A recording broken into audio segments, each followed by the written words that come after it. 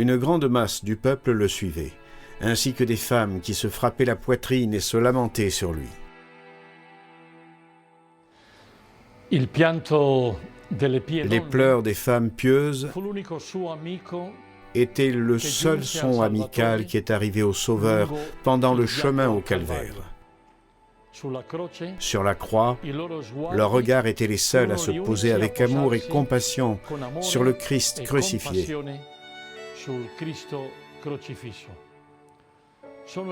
Les héritières des femmes pieuses sont les nombreuses femmes, religieuses et laïques, qui sont aujourd'hui aux côtés des pauvres, des malades du sida, des prisonniers, des rejetés de toutes sortes par la société.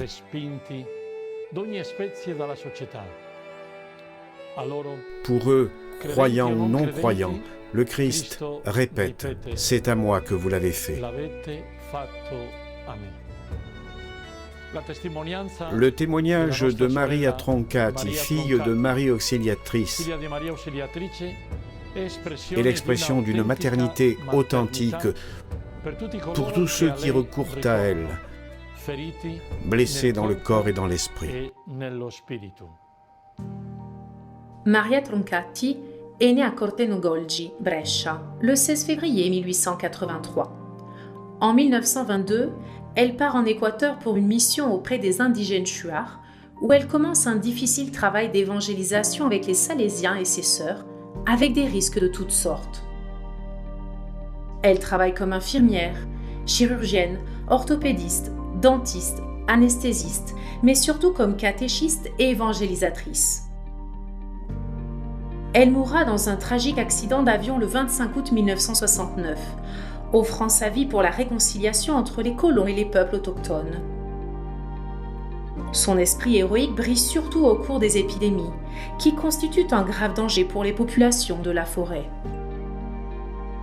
La rougeole, la variole, le choléra se représentent comme un chapelet douloureux, entraînant une procession de morts, de maladies et de souffrances.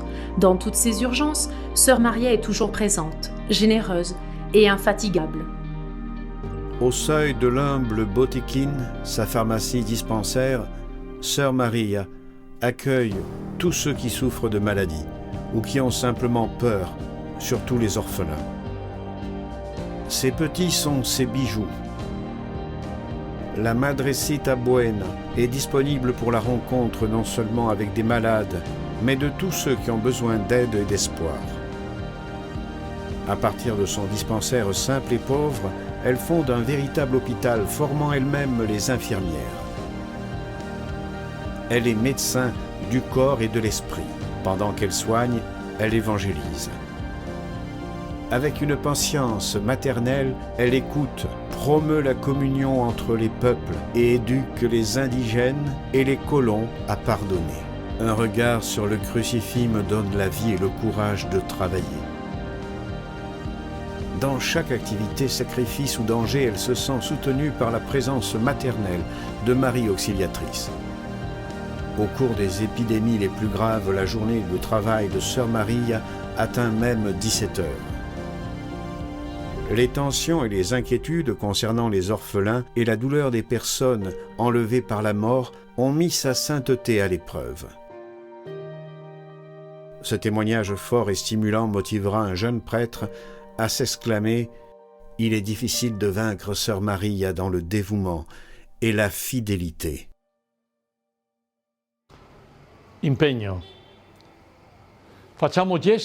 Faisons des gestes et des œuvres qui promeuvent la dignité de chaque femme, surtout si elle est humiliée et blessée. Atto d'affidamento a Maria Auxiliatrice.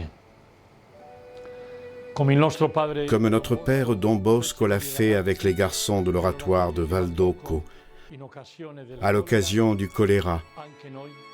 Nous aussi, dans un monde touché par l'épidémie de coronavirus, nous voulons, en tant que famille salésienne, exprimer notre confiance filiale à ton cœur de mère. Réconforte les malades et leurs familles. Soutiens les médecins et les professionnels de la santé. aide tous les membres de la société et les dirigeants. Accueille tous ceux qui sont morts à cause de cette épidémie. Surtout, renouvelle en chacun de nous, dans nos communautés et nos familles, la foi en ton Fils Jésus, mort et ressuscité. Faisant nôtres les mots de Don Bosco, nous te disons, ô Marie, Vierge puissante, vous êtes la grande et illustre protectrice de l'Église. Vous êtes l'aide merveilleuse des chrétiens. Vous êtes terrible comme une armée en ligne de bataille. Vous qui seul avez détruit toutes les hérésies dans le monde entier, protégez-nous dans notre détresse, dans notre lutte, et dans notre défense difficile contre l'ennemi. Et à l'heure de notre mort, accueillez nos âmes au paradis. Amen.